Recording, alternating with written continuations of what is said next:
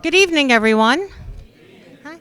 My name is Nicole Deem. I'm the librarian and curator for the St. Augustine Historical Society, and I'm here on behalf of both the Historical Society and Lifelong Learning.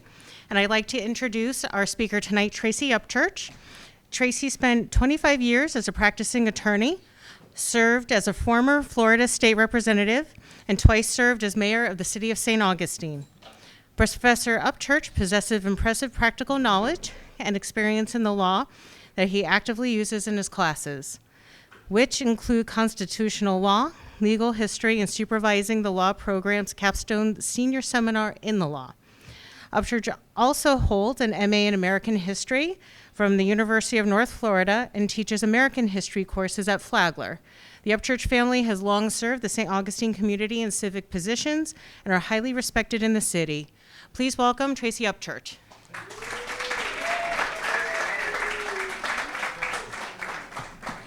Nicole, thank you for that introduction. It's a little dated because I don't teach anything anymore. I retired in May and literally left graduation and went away for a month. And my wife had a year of practice of retirement before me, and she was damn good at it. And I'm trying to follow in her footsteps. So. Anyway, it's a joy to be here, and it's particularly a joy to be in this room because this room, this building actually figures in the story that I want to tell you, want to share with you. And we want to begin on May 3rd of 1944. May 3rd of 1944. And I want you to think about what Florida was like, what we imagine and envision it was like. And I think the first point I want to make with you is the population of Florida in May of 1944 was about 2.2 million people. And so 1, 2, 3, 4, 5, 6, 7, 8, 9, 10. Perfect. All of you have to leave except for Tom. That's what it would have amounted to, because today our population is about 22.5 million people. And so basically only 1 of every 10 of us were here in 1944. May 3rd was the date of the Democratic Party primary. And what we're really going to focus on this evening is the gubernatorial election in 1944. And you're thinking, good God, what rarefied discussion this will be. And I will tell you why in a moment. But really, I think we could make a good argument that 1944 was a pretty pivotal year in Florida politics, and something I hope that I'll be able to illustrate a little bit more. In 1944, 94% of Floridians were Democrats. We had counties in Florida that had no registered Republicans. How damn wonderful. No.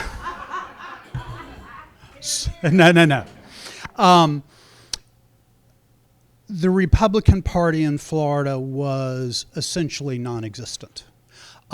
Everything was decided in the Democratic primaries. Florida had voted Republican for Herbert Hoover, but that was the only time between the end of Reconstruction and President Eisenhower's election in 1952.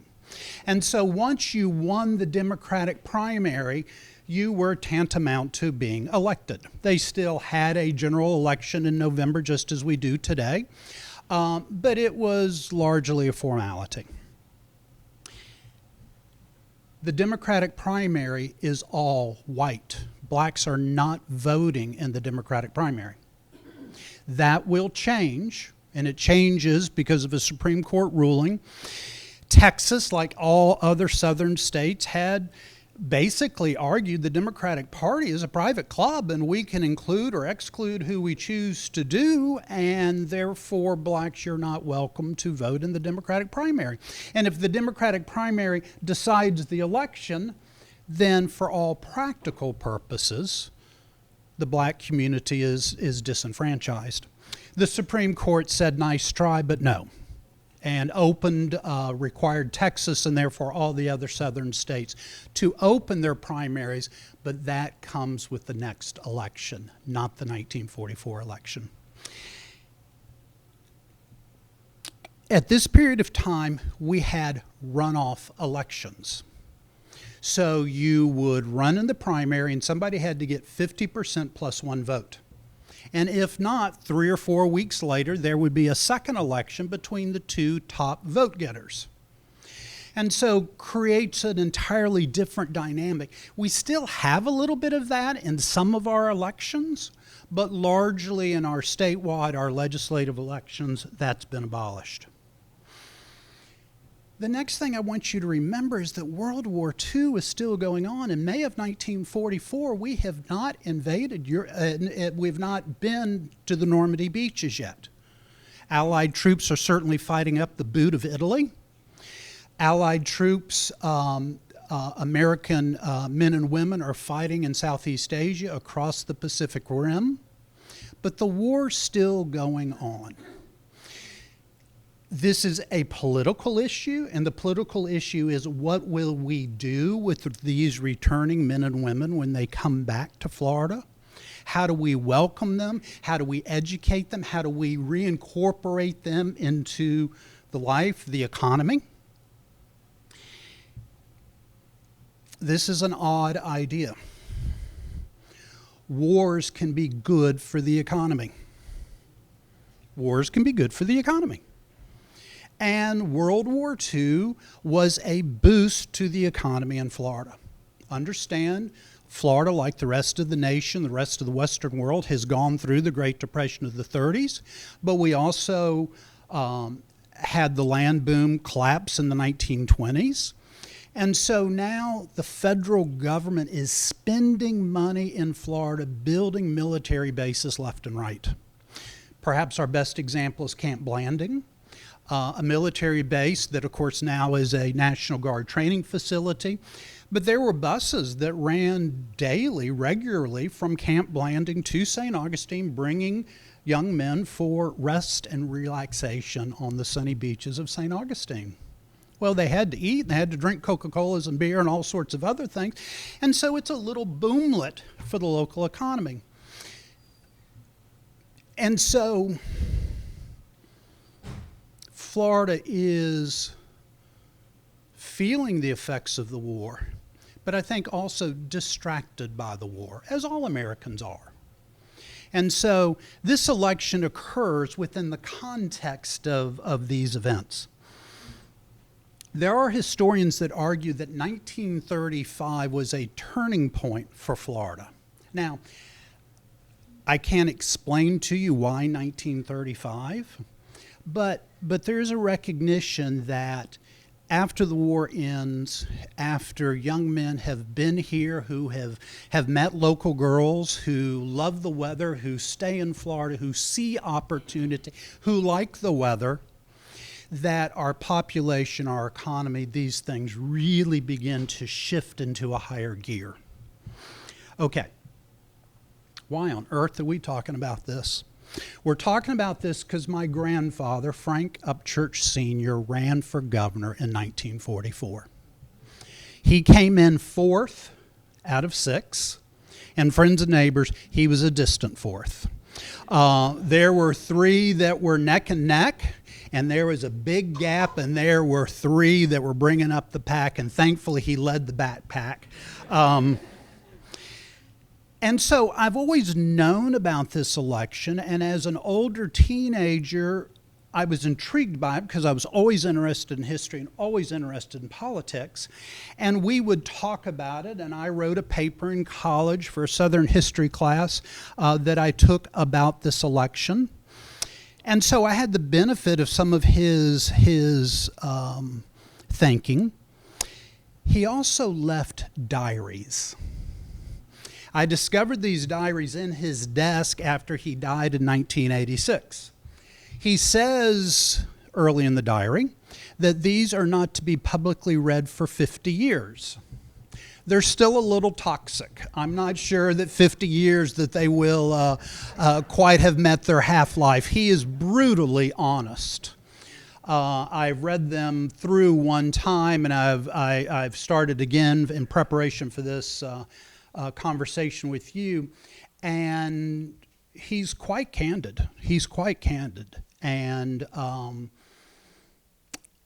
he clearly understands that he's writing for a future audience. And so it's absolutely fascinating. He starts the diary because he was elected to the state senate in a special election in 1943. And he realized this was kind of a cool thing that he was about to embark upon. And he writes the diary. Now, one big problem. He doesn't write for the 6 months before the election. He writes for the months prior, the 7, 8, 9, a year before the election. But once he gets, deep into the election, he doesn't have time to record his reflections. And so there is this gap, a la Richard Nixon, in the diary. But I also have his files, full of newspaper clippings, almost exclusively, a few pamphlets, and some other things. And so I want us to think about Frank Upchurch like the narrator in Thornton Wilder's Our Town. He's both a character and a narrator for us. And so he provides, I think, a little bit of an insight for us, a little bit of commentary as we go forward. Let's talk about my grandfather. He was 50 years old when he ran, married, 2 children. Both my father and uncle were in the Army Air Corps. Uncle Frank was in Southeast Asia as a pilot. My father had just graduated from high school and was just starting his training during this period of time. He was a son of the South. His roots, all branches of his family, Virginia, North Carolina, North Florida, South Georgia. And I say that really in the sense of all the great things, all the wonderful things, and some of the not so great things about being a son of the South in the middle of the 20th century. And some of those attributes come forth in his diary, but they're there, and that's his worldview, and it informed his thinking and how he saw the world. He also, I think, a little psychoanalyst here, was deeply affected by his own father. His own father was better educated than most men of his generation. So this is my great-grandfather, born in 1861 at the very start of the Civil War. But he had prep school education, no college, but prep school education. He became a very successful business person, involved in the timber industry, cutting Florida longleaf pine, maybe some cypress, throughout North Florida, South Georgia. With the Great Fire in Jacksonville of 1901, he is the first one to contract with Cluthlow, the architect, and builds the Upchurch Dial building, which still stands today. Has a beautiful home on St. John's Avenue. But in the midst of this, his wife dies. And so, not uncommonly, he parcels out his 3 sons to go live in Tampa with an aunt. Very common to do. And so these 3 young boys, my grandfather being one of them, are sent to live with Aunt Mamie. And my grandfather dies with this deep love for Aunt Mamie. But then they come back and there's a stepmother. And to speed this up, he's able to provide my grandfather with a law degree from the University of Florida, some time at the University of North Carolina. But at some point, and I don't know this story, Frank Upchurch's grandfather loses his money. He dies poor. One of the things I found when I found the diaries was a file with letters, very formal, from father to son, thanking him for the $50 he sent him each month. One after another, filed. So I think that son watches father and clearly learns, and that experience impacts him. As I said, Frank Upchurch was a graduate of the University of Florida, all-male institution. The institution of higher education in Florida. So they're forming relationships with other young men. And as Frank starts his campaign for governor, as do these other candidates, they're working that University of Florida network. He serves one term in the Florida House of Representatives. He serves as mayor for a term here in St. Augustine, and then this one term as state senator. He's an attorney. Comes to St. Augustine to practice law with Colonel McWilliams, who had been president of the Florida Senate, a very distinguished Floridian, very prominent in St. Augustine. And that was his rationale for moving to St. Augustine in 1925. At the end of the day, at the end of this campaign, he got 7.5% of the vote. Now, let's talk about Herbert Wolf, whose house we're in. So if you hear banging, it's because his ghost is disagreeing with something I might be saying. But it is fortuitous that Herbert Wolf purchased this home that we're in from Andrew Anderson's family, and it's Herbert Wolf that ultimately conveys it to Flagler College. Herbert Wolf, if Herbert Wolf is the godfather, my grandfather was the, how do I say the word? Conciliary. Herbert Wolf is a prominent individual. He's got the grandest house in St. Augustine. He comes from Tennessee. He is in the commercial construction business. No, he's in the other, hanging on the other wall. Herbert Wolf is building army bases, military bases across the Southeast. And so he's I don't mean this disparagingly, he's profiting from the war. It has been a boon to his business. He has a substantial ranch west of St. Augustine, which is now Silverleaf. He's a cattle breeder. He's got this farm. He owns 3 banks. The Exchange Bank that was downtown where the Treasury is today, an Exchange Bank in Hastings and one in Palatka. My grandfather is his attorney. My grandfather is getting $500 a month on retainer. A lot of money in 1944. Their office is on the same floor of the Exchange Bank building. And so certainly Mr. Wolf was supportive of Frank's run for governor. Certainly was financially supportive. I'm sure to some degree used his connections to support the campaign. But the other thing that I'm well aware of, and it's very obvious in the diaries, is there is a tension between the two of them. There's a tension between the two of them. I imagine my grandfather thought he was smarter, but Herbert Wolf was richer. And what kind of trumps at the end of the day? Herbert Wolf is still signing his check each month. But he writes in his diary about arguing with Herbert about labor policy or about Roosevelt, and they butt heads. And Granddad says he always wants to dominate me, but I'm not going to let him. So it's a very interesting relationship. But it's through Herbert Wolf that we get to Claude Pepper. Claude Pepper was the U.S. Senator. Claude Pepper's another Southern boy. He's born in Alabama. And supposedly at the time of his birth, there are no paved roads in his county.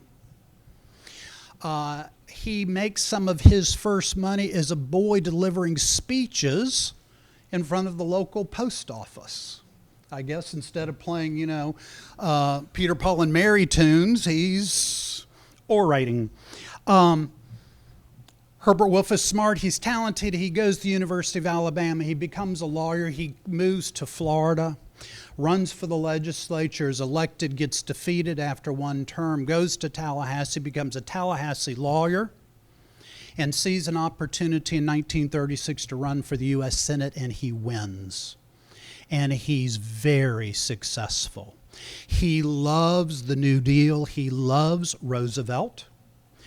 And so Claude Pepper, in my opinion, kind of comes from this tradition of a Lyndon Johnson, of a Hugo Black, of other Southerners with a strong liberal bent. And he believes to rebuild the South, to rebuild Florida, it takes federal money. Do you know how we got school lunches? We got school lunches because so many young men were disqualified from the military in 1941 during the war because they were malnourished. They had nutritional deficits. And so this is the type of thing that Claude Pepper was pushing for. Now, Claude Pepper is very important to H.E. Wolf. Why? Because Claude Pepper's the U.S. Senator, and Herbert Wolf is getting these contracts from Washington. And so there's a synergy there. They need each other. And Frank Upchurch regularly goes to Washington, goes to Atlanta on these errands for Mr. Wolf, because there's a federal program that says if you make too much money on your federal contract, we're going to claw some of your profits back. So if you make too much money building a military base, the federal government wants the money back, or a portion of it back. And so you can imagine this is a heyday for lawyers, because they can negotiate this thing till, the cows come home. But it's going to come to life here in just a little bit. All right. I recognize, and please forgive me, that I'm throwing out maybe too much detail, too many names, but I'm going to try really hard to tie this together for you. Frank believed that Claude Pepper was going to support him in the gubernatorial race. And that, I think, was a big impetus for him to get into this race. And Claude Pepper didn't support him. And when you read my grandfather's diaries, he is angry and he is bitter for a long time about Claude Pepper.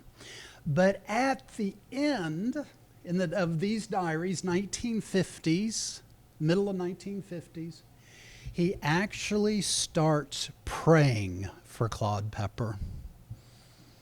It's this phenomenal softening of his heart over time.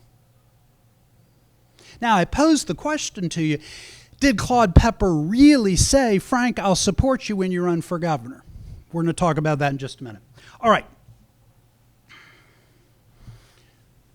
3 other candidates. Ernest Graham, you might recognize the last name. His youngest son was Bob Graham. Ernest Graham was an engineer from Michigan. He comes down to Dade County to be involved in the sugar production. And I guess he's going to help with drainage and so forth of the Everglades so we can grow sugar. We still do it. The company he works for goes bankrupt, and as severance pay, Ernest Graham gets 7,000 acres of Dade County land. Now look, our shoes would get wet, I'm sure, if we walked through this stuff, but you build some ditches, and sure enough, before long, you have Miami Springs, which is the family's contribution to South Florida. So it starts as a dairy farm and then ultimately becomes a major real estate development in South Florida. He has 4 children, 2 of particular import. One, of course, is Bob Graham, who state senator, went on to be governor, and was our U.S. senator for several terms, his youngest son. He has another son that marries Catherine Graham, who came with a newspaper called the Washington Post. So Ernest Graham gets in the race. He gets in the race. He had been a state senator as well. And he comes in third. He gets about 22.5% of the vote. Now we come to a fascinating character whose name is Lex Green. Lex Green is a congressman from Lake Butler, Stark, that kind of, on the way to the prisons, kind of over that direction. His roots are, on both sides of his family, are deeply Georgia roots. He is a Florida boy himself. He goes to the University of Florida. He's an educator. He serves as a principal, a school teacher. He's teaching school after he finishes the 8th grade.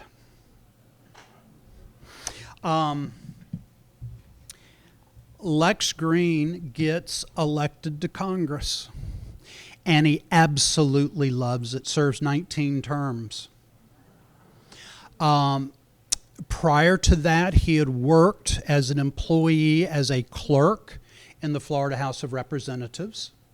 And so he loved politics, and he had been planning his gubernatorial run.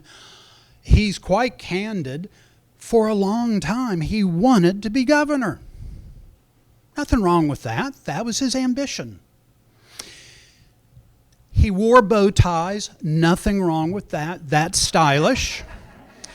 But he's a little flamboyant in his demeanor. So he wears these bow ties that are largely out of fashion. He apparently would wear something of a bigger hat and just a little bit of a character. And but Lex Green gets in the race, and everybody assumed he was the front runner because he had been elected to Congress at large. So remember, we elect our congression, most states, unless you're Rhode Island or Wyoming, little small states, most states, our congresspeople come from districts.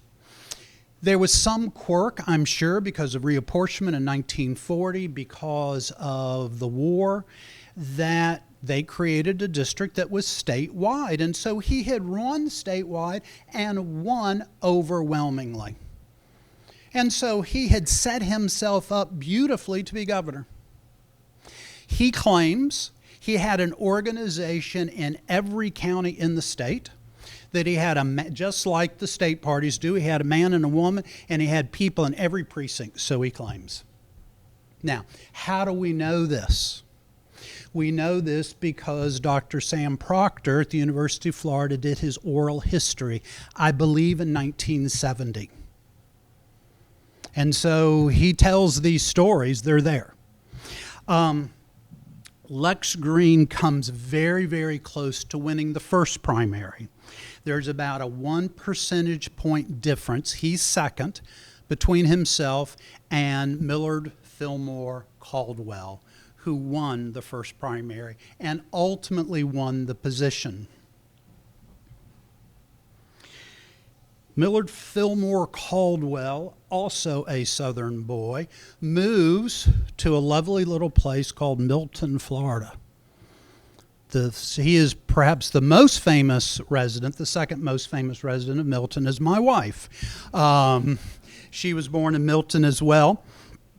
And so Millard Fillmore comes from a distinguished Southern family with extensive economic business ventures around the South, and he's actually sent to Milton as a young lawyer to manage some of the family's agricultural business in Santa Rosa County.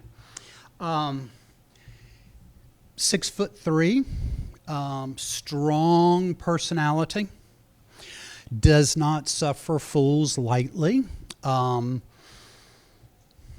I'm not sure how much fun he would be. I think Lex Green would have probably been fun. I'm not sure that Millard Caldwell would have been. He serves 2 terms in Congress and hates it. He's a Democrat. He's got to be a Democrat. He never mentions Roosevelt's name when he's out campaigning. Forced to be a Democrat because he lives in the South, but very, very conservative, not impressed with the New Deal. He serves 2 terms, gets out of Congress, never envisions he will come back, moves to Tallahassee, starts practicing law, and then all of a sudden declares himself. And he wins by a percentage point, the first primary. The second primary is between him and Lex Green, and he beats Lex Green by about 10 percentage points in the second primary.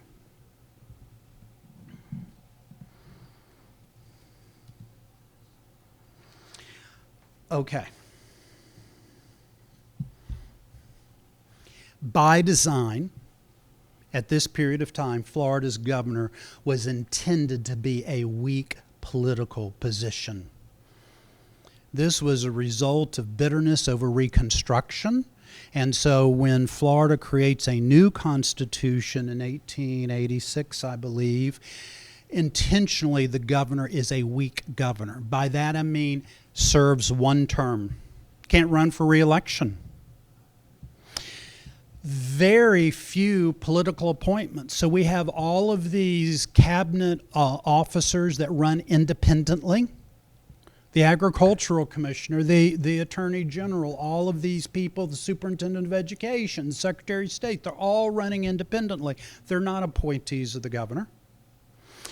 And I also want you to remember the legislature meets once every 2 years. Once every 2 years.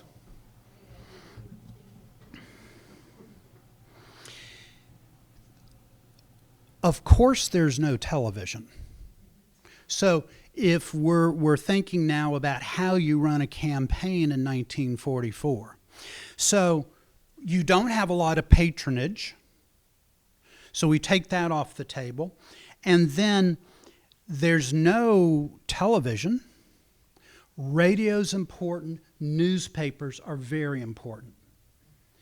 But remember, there's only 640,000 voters. Today we have 200,000 in St. Johns County. So this is a small electorate. And so it's very much, and this is kind of how I threw that title in there, that all politics are local. You expected to see candidates. I have some great pictures of my grandfather at the bandstand here in the plaza introducing candidates for different offices, because that's what you did. That's how you campaigned.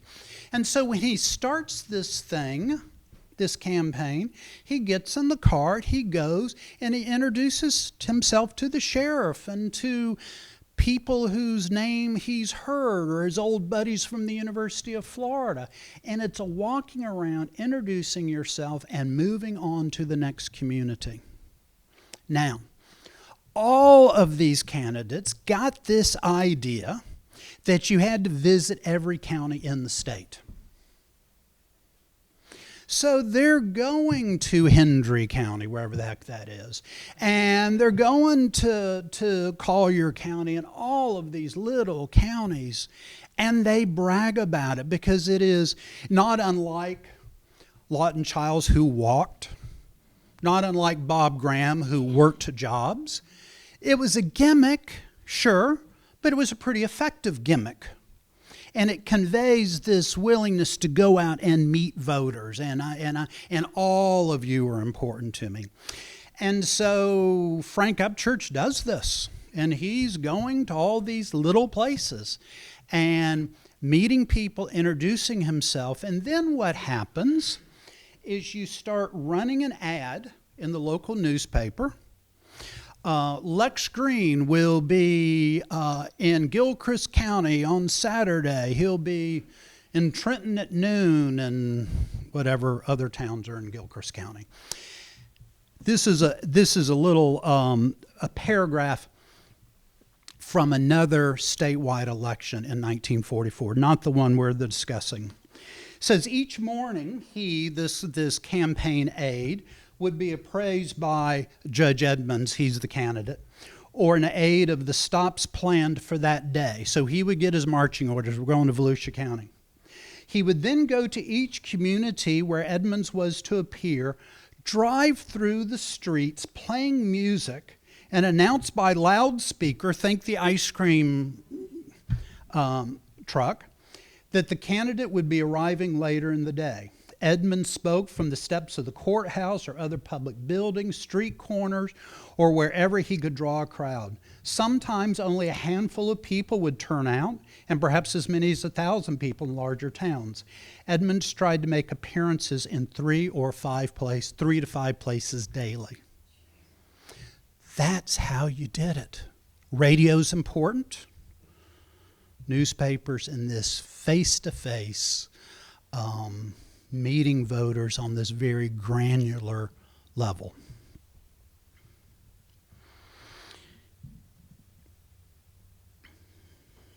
There's a lot of conversation about political bosses. And in fact, Frank Upchurch sends out a press release that says he's beholding to no man in Florida. He's his own man, and he's here to represent all Floridians.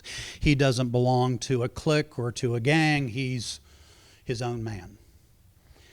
Never names who's not their own man, never names who is owned by a boss, but clearly the implication is somebody was.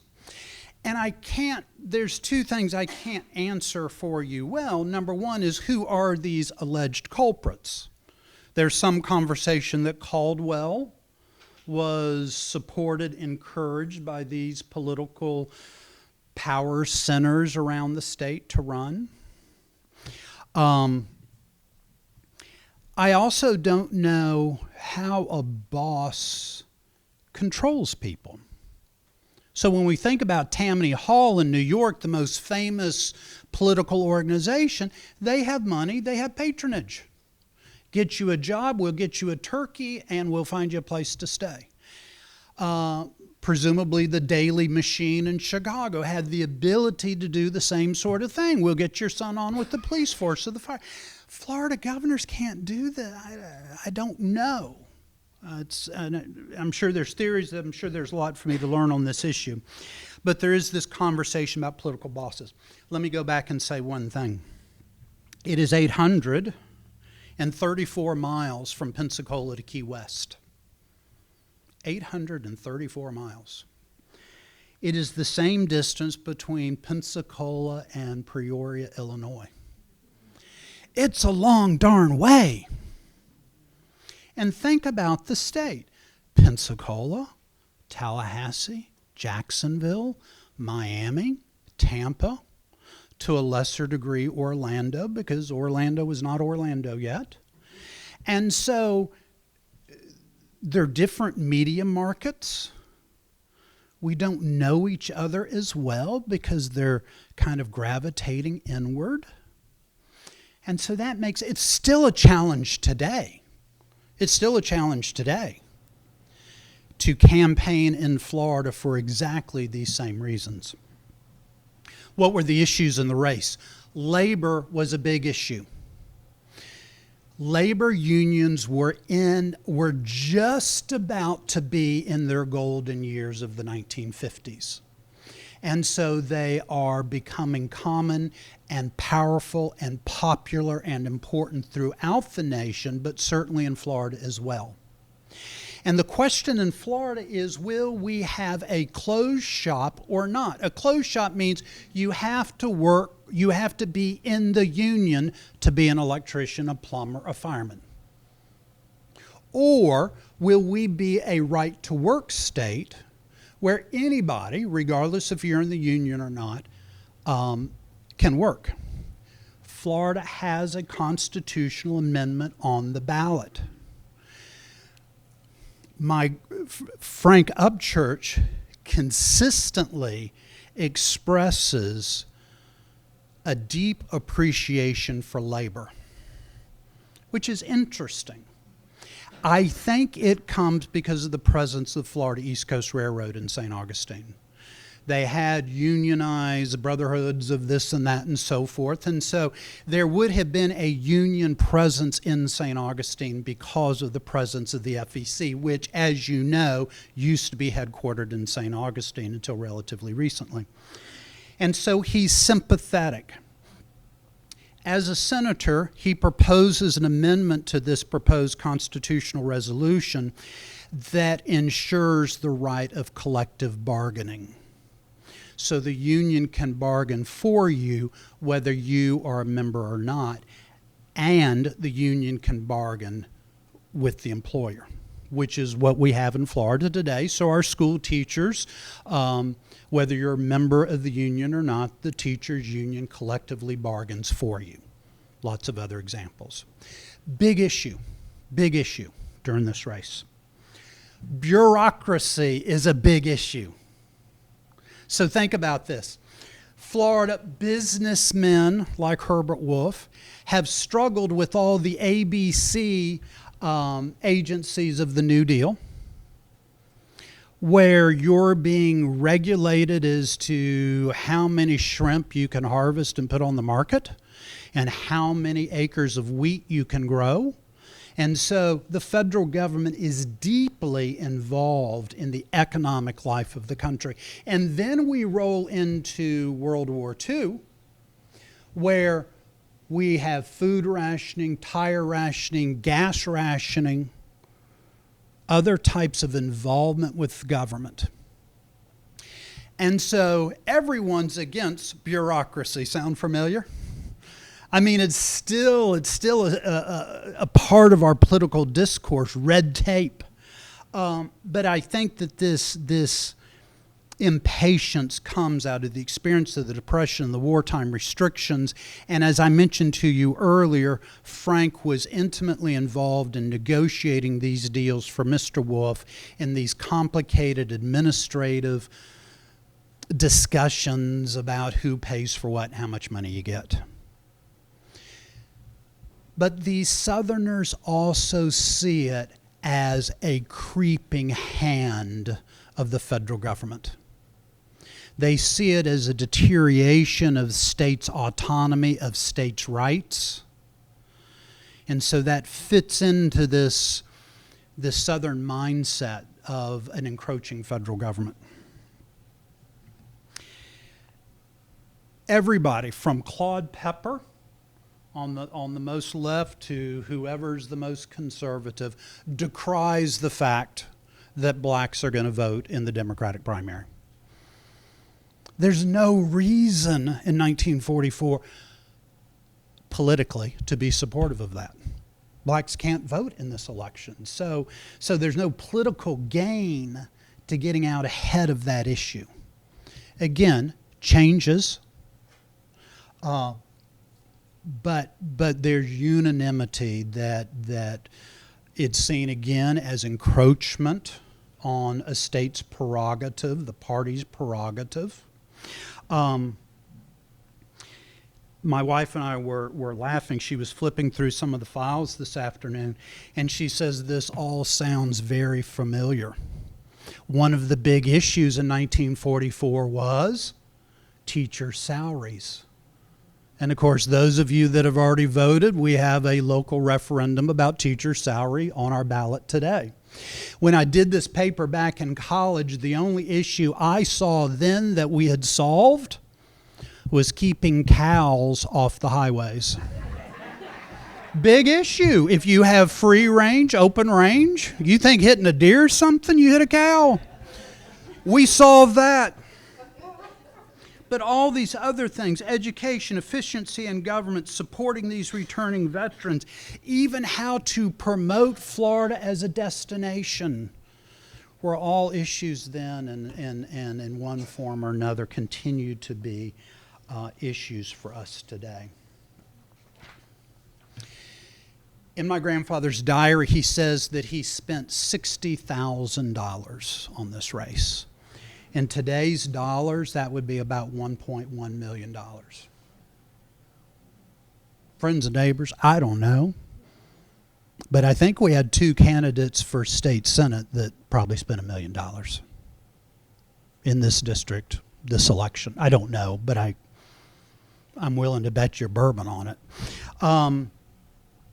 Lex Green says he spent $250,000, which would be about $4.4 million. My grandfather says Ernest Graham had more billboards in Dade County than he had in the entire state. Probably true. I've told you the outcome. I spoiled it for you. Let me close with 2 things. I'm sure my grandfather thought, I know my father and I discussed it, I've wondered, why on earth did he get into this race? Why did he do it? I'm going to offer you 3 ideas. The first is this: when he was in elementary school in Jacksonville, he's discussing with his friends that every boy can be president. And one of his friends says, I don't give a damn about being president. And my grandfather says, I'll buy your chance. So he had 2 chances to be governor.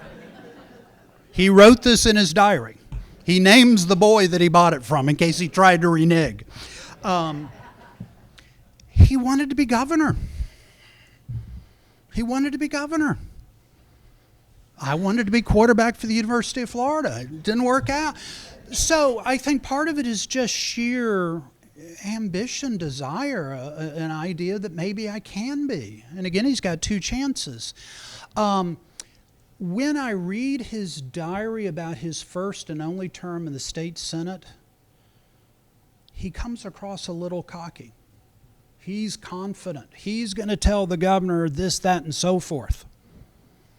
And so maybe there's some hubris mixed in here as well. Now, again, he attributes being double-crossed by Claude Pepper. The more I think about it, the less I'm convinced of that. Claude Pepper had a very difficult re-election campaign the same year. I don't see any benefit to Pepper to endorse, to encourage, to endorse whatever Frank Upchurch. I just don't see what it was in it for him. Politicians, lawyers can, sometimes it's, maybe my grandfather heard what he wanted to hear. Don't know. Pepper writes him a letter after the campaign. I've never seen the letter. I'd love to see it. I can imagine what it said. Thank you, Frank, for, trying to serve in the people's state. It probably didn't say much, but I'd still love to see it. So, again, my grandfather, very clear that Pepper had encouraged him to run and then did not support him. Clearly had a desire and ambition to do it. The other explanation is this. He said, I was in that room in Tallahassee, and all those people were encouraging me to run for governor. He says, I thought it was an uprising of the people. He said, when those election returns came in, I realized how small that room was. So Lex Green offers an explanation for why he lost, and it's a little bit more interesting. Lex Green says that there were election machines. Remember these old school flip the lever machines in Dade County and in Duval County that had been rigged. He says it's very easy to do. You get a screwdriver and you go to the back of a machine and you can adjust the lever. And he says, so sometimes if you push the lever for Lex Green, you get 3 votes instead of 1. Sometimes 3 or 4 people have to push the lever before Lex Green gets his one vote. Now, he's very clear about this. Gambling and gambling interest are also always around these elections and were prominent during the previous legislative session. And so all the fingers point, or certainly Lex's point, at the gambling interest. Now, Lex says it was common knowledge the governor got an envelope of money every Monday morning from the gambling interest. Common knowledge, he says. And so Lex says, I was approached and they wanted to know how I wanted my money delivered when I'm governor. They said, we can bring it to your office. He says, I'll be happy to put it in your desk drawer. I can drop it by the mansion. And Lex says, I said, no, I don't want your money. And that's what Lex attributes to his defeat, is that gambling interest rigged the machines against him. It's an interesting story. You all have been wonderfully patient listening to all of this, and I'd be delighted to take any questions if you have them. Yes, Leslie. 1944, 80 years ago, we just finished the Great Cuba Florida Hurricane. There were also, Ponce was the founding headquarters of the Coast Guard Reserve was over there. We were under blackout, so we wouldn't have been sitting in a lighted room. Not great. But did any of that affect voting? One of the things Frank Upchurch proposes is a special session of the legislature to facilitate servicemen and women voting in the election. Now, what specifically were the issues, what the proposed solutions were, I don't know. The only other thing that he really mentions in his diaries is the presence of particularly military officers living in the community. So they're coming and oftentimes bringing their families, and they're either working at Camp Blanding or working in Jacksonville or working here at the Coast Guard, and how they kind of enmesh themselves in the social life of the community. And so he regularly talks about, Colonel Smith from Syracuse, New York, who's here with his wife, and he works for the Navy or whatever it may be. But those are the only two kind of connected to that, I think. Yes, sir. Tallahassee always the capital of Florida? Yes, basically. Y'all act like it. We divided it between St. Augustine and Pensacola for a very short period of time. And the story is we chose Tallahassee because it's halfway between the two. Where was it during It was in Tallahassee, yes. Oh. Susan, yes, please answer the question. That was my best attempt. You're talking about them traveling around the state and coming in and making it.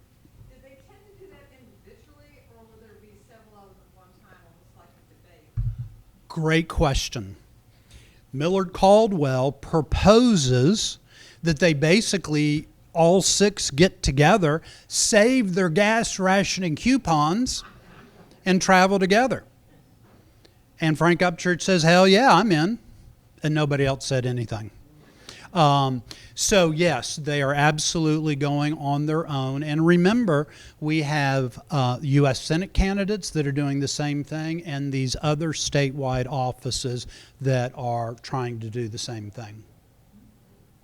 Yes, sir. Now, 1948 is coming up, and in the presidential election, you'll get the Dixiecrats. Now, in 44, is there any hint of the Dixiecrat movement, or is it absent in 44? I think, though I can't point to anything, it's kind of like I have a dream and I remember bits and pieces of this. I think there are some small rumblings, but I can't give you any context or any detail. Just to piggyback on the question, though, Frank Upchurch is a member of the Democratic delegation to the National Convention and walks out with half of the delegation to ultimately support Strom Thurmond and the Dixiecrats.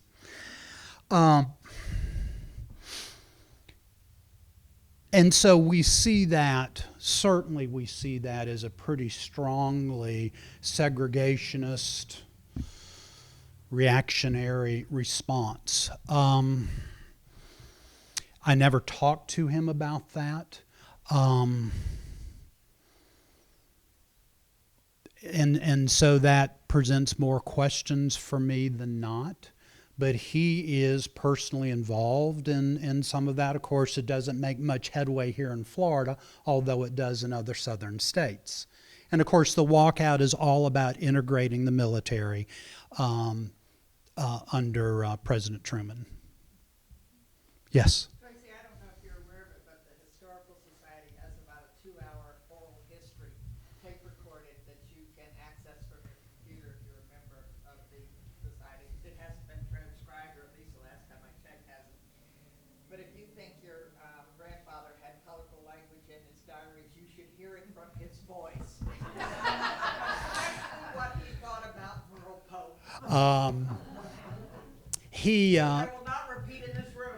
Your cousin sent that to me, and it actually answered a big question. I never knew why he came to St. Augustine, but he came to work with Colonel McWilliams, but specifically to be involved in real estate closings in Davis Shores, so helping the Davis brothers sell those lots. Like his legal secretary. Yeah. Yes, he did. I'd better bring this to a quick conclusion. Let